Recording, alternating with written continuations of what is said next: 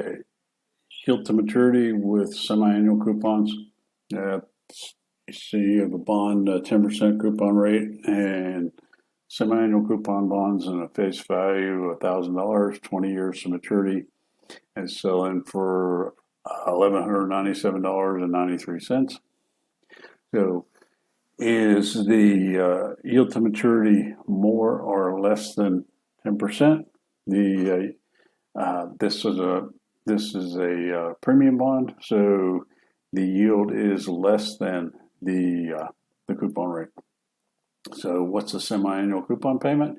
That's 1,000 multiplied by 10% and divided by 2. So 1,000 times 0.1 is 100, divided by 2 is 50. How many periods? It's 20 times 2 for semi-annual is 40 semi-annual periods. So on your calculator, N is 40, PV is the price as a negative, so negative $1,197.93.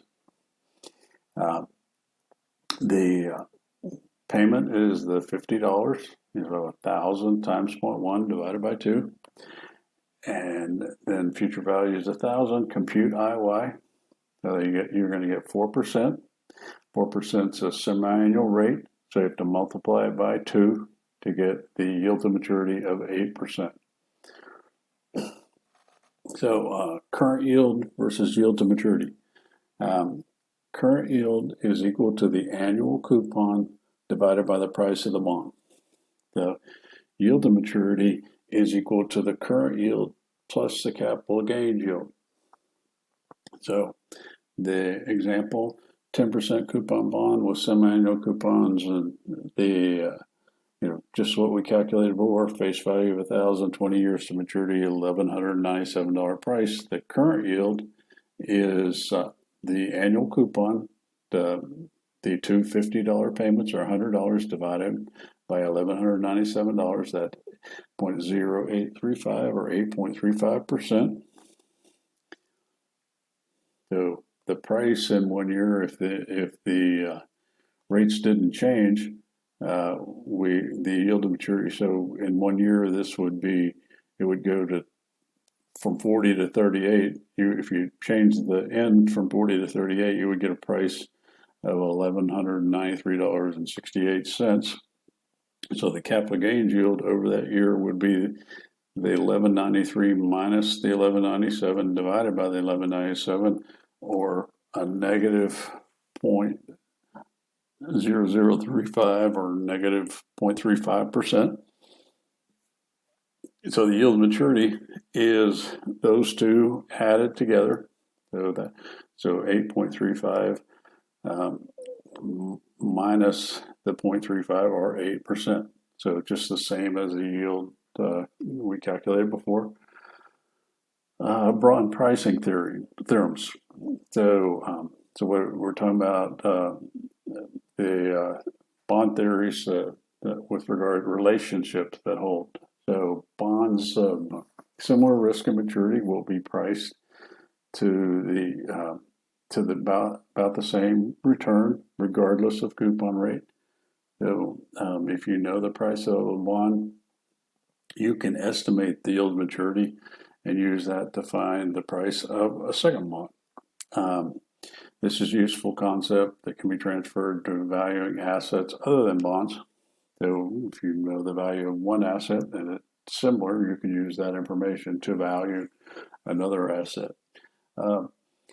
Zero coupon bonds. Zero coupon bonds, I mentioned them before, they make no periodic interest payments. They are they're much more volatile to interest rate movements because there are no interim payments. So the entire yield to maturity comes from the difference between the purchase price and the par value bond. They don't pay any interest payments. Cannot sell for more than par value, and they're never traded at a premium. Sometimes they're called zeros. The deep discount bonds, original issue discount bonds, those are rare. They're also called capital appreciation bonds as well. The The treasury bills and treasury strips are good examples of zero coupon bonds. Treasury strips, they mention principal only, but they're also interest only treasury strips as well. Basically, what they're doing is taking a treasury bond or note and they're splitting it up into its coupon payments and selling those off. The Treasury does not do this. The dealers will take take treasury bonds and break them up and create strips. So pure discount bonds,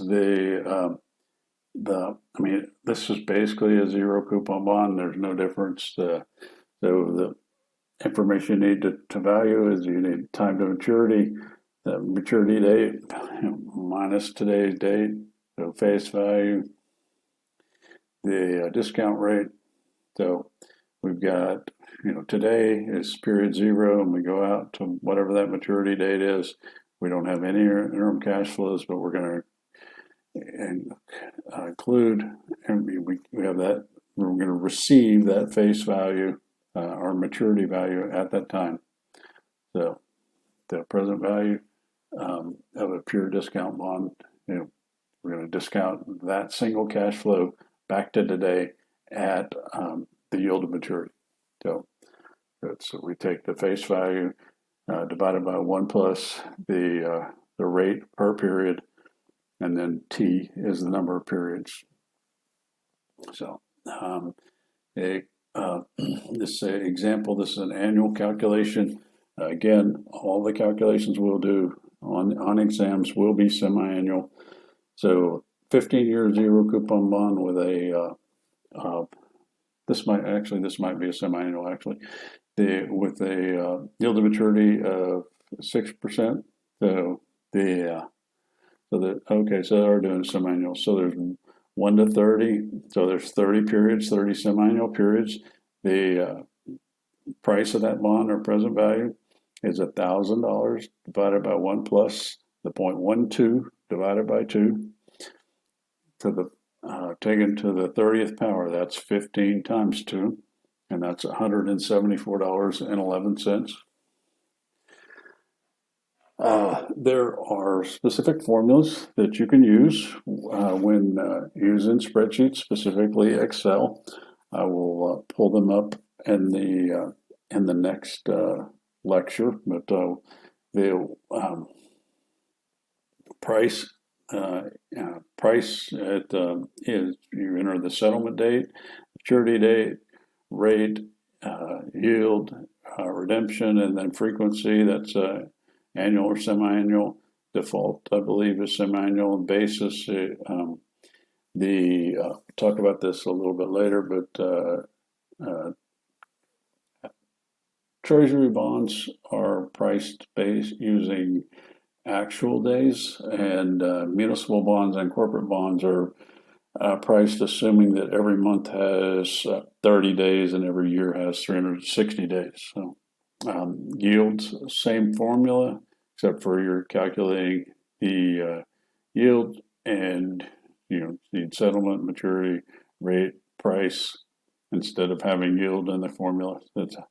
So again, redemption, value, frequency, and basis. So typically we do, the redemption is going to be 100. So bond prices are calculated. Think of them as a percentage, but they also refer to them as a dollar price, the price per $100. So settlement and maturity date need to be entered as actual dates in Excel. So redemption and price need to be given as a percent of par value. So we'll start the next lecture with Excel, and we'll talk about how to go about calculating the values and the